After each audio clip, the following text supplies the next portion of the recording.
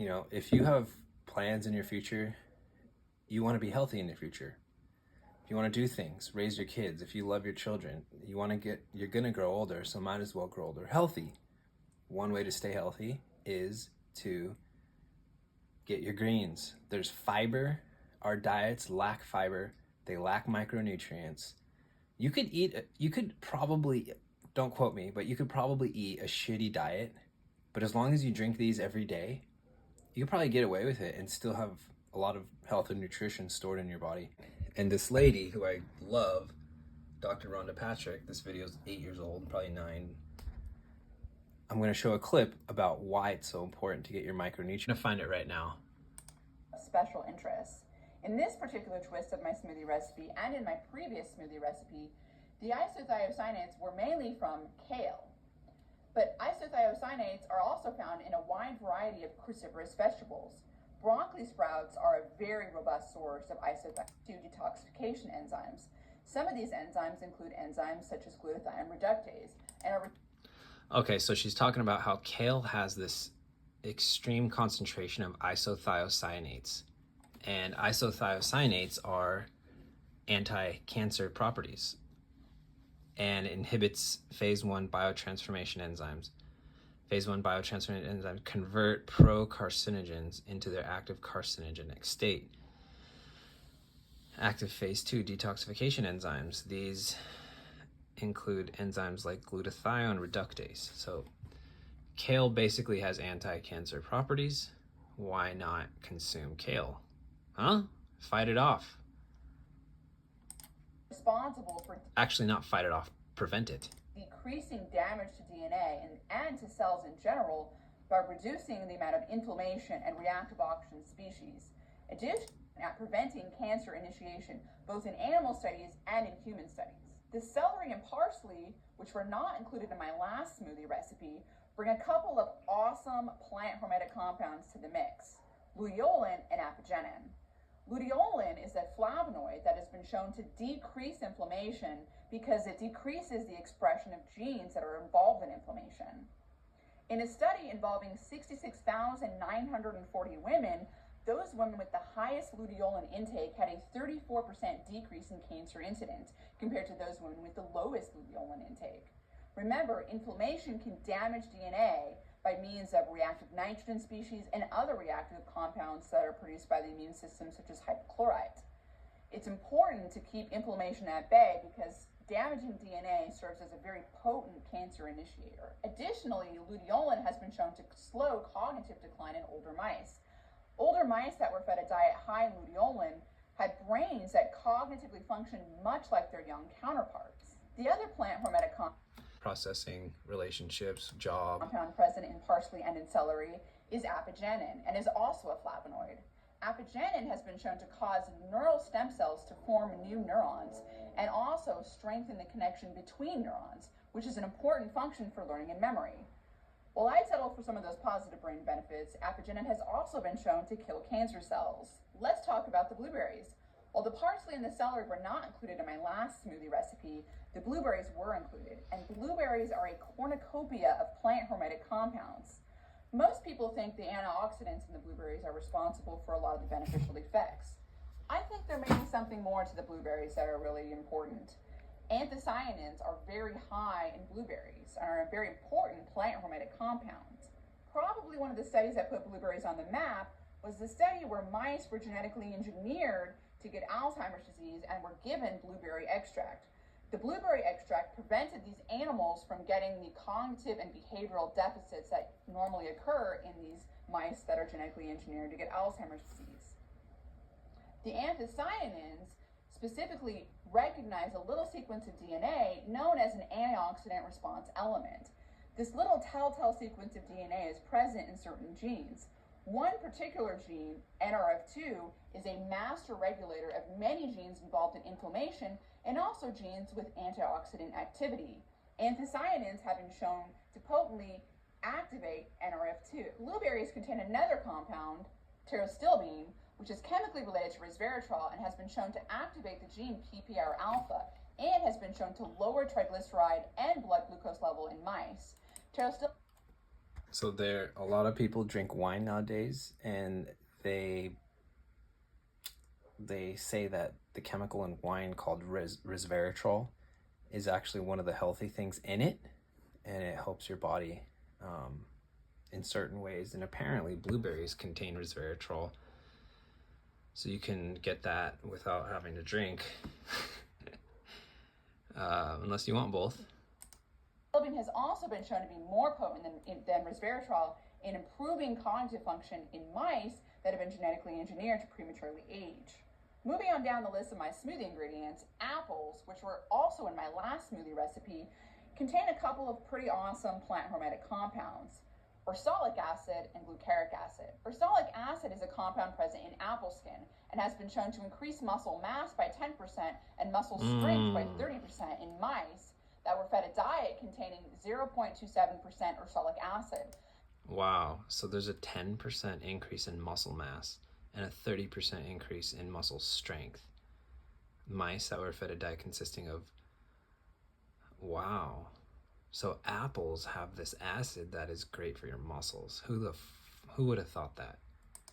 The mechanism by which ursolic acid improves both muscle mass and strength is by inhibiting a gene called ATF4, which normally prevents protein synthesis in muscle. The second compound of interest in apples is glucaric acid.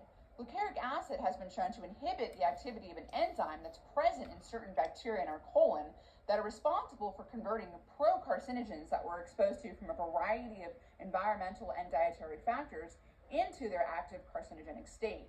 So glucaric acid prevents this from happening. Okay, let's take a step back for a minute and talk about why I like to use a really high-powered food processor such as a Blendtec or a Vitamix instead of a juicer. That reason is fiber. When you use a juicer, juicer, you remove the fiber. Fiber, especially a diversity of fiber, is highly beneficial in its own right, and it's something that modern diets lack. In fact, some estimates suggest that traditional hunter-gatherer societies got somewhere on the order of 10 times as much fiber as we get today. Many types of fiber are fermentable by the microorganisms that make up the gut microbiome. These fermentable fiber types are often called prebiotics because they feed the tiny little beneficial bacteria.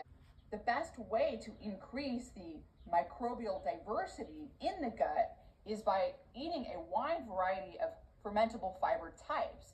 This can be accomplished by eating a diverse array of vegetables and fruits because they contain various different prebiotics that feed different types of microbial species.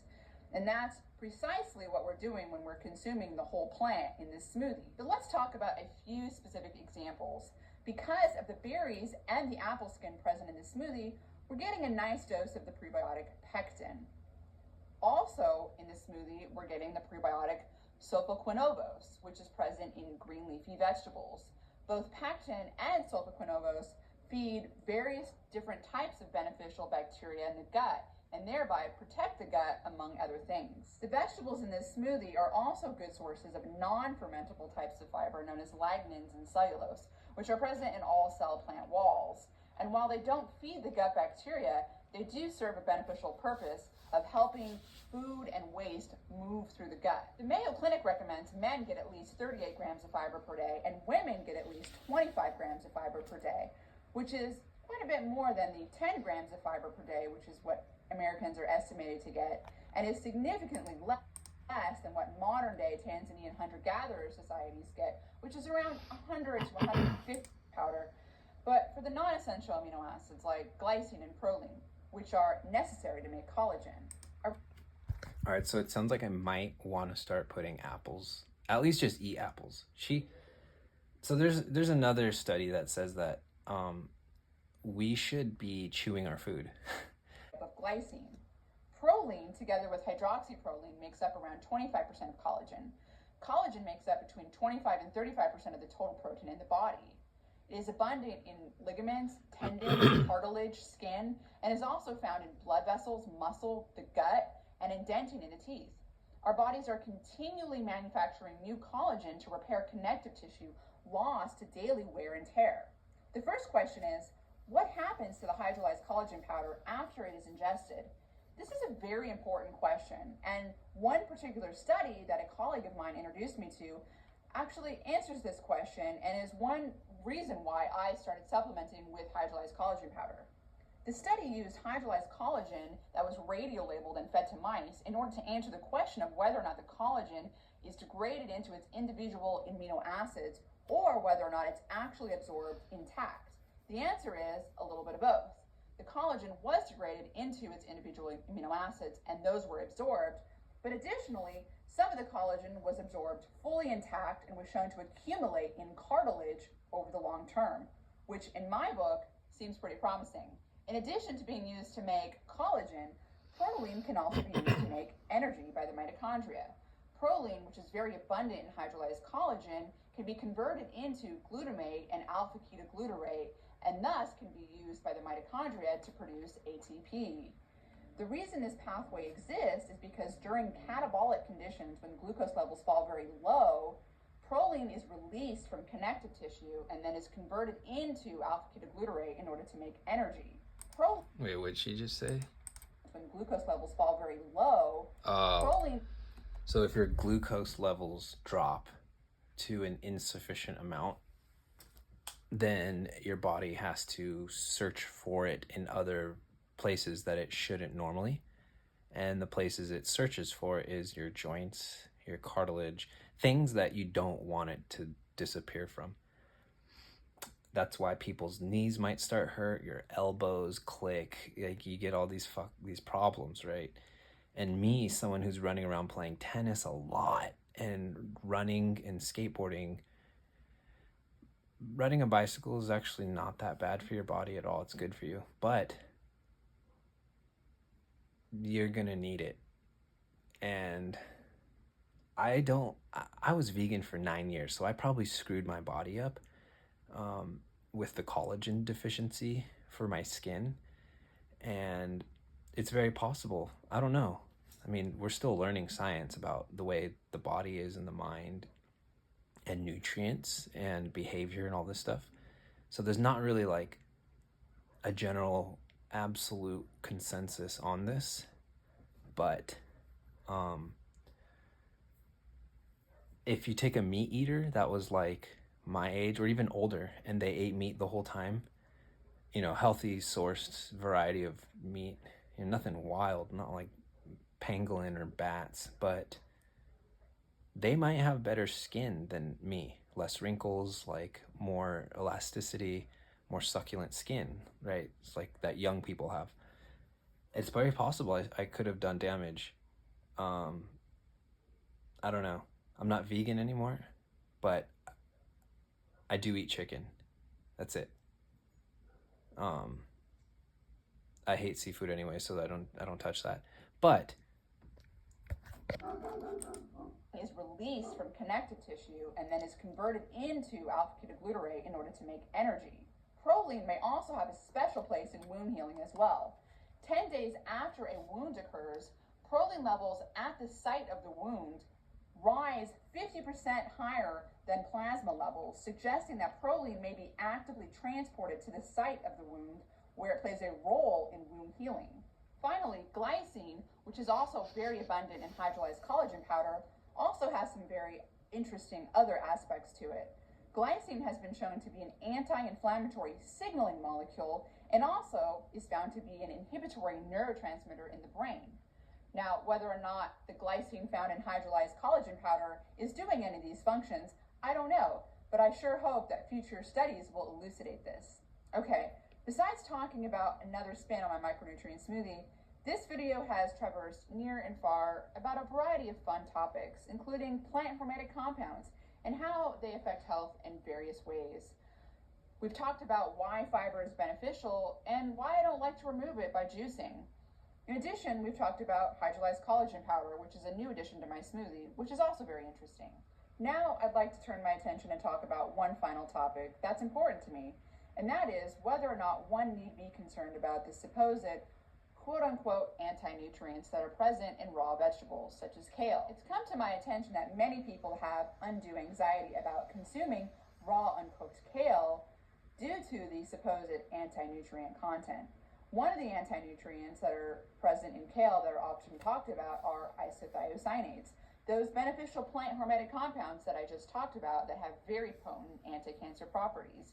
In fact, my smoothie recipe has been designed to maximize, not minimize, for the isothiocyanate content. Isothiocyanates have been referred to as goitrogens because a small amount of them can compete for iodine transport into the thyroid gland. High levels of isothiocyanates from exposure to large quantities of cruciferous vegetables have not been shown to increase hypothyroidism unless accompanied by severe iodine deficiency, which is actually not very common. In fact, countless animal studies have shown that feeding animals large quantities of isothiocyanates do not cause hypothyroidism, and in fact inhibit cancer formation and prevent cancer initiation. Another one of the anti-nutrients that has gained a reputation is oxalate, which is present in higher quantities in spinach. People on the anti-nutrient train have expressed a concern over the fact that oxalate from spinach may increase kidney stone risk unless you boil the spinach to decrease the oxalate content. It's true, boiling does reduce the amount of soluble oxalate. This is the type of oxalate that can be absorbed by the human intestines and has been associated with kidney stone formation. However, it's been shown that both magnesium and calcium ions cause oxalate to become insoluble, which is not able to be absorbed by the human intestines.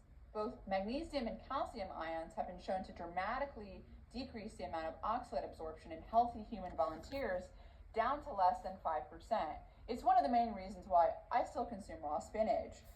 It's very high in magnesium and also has some calcium.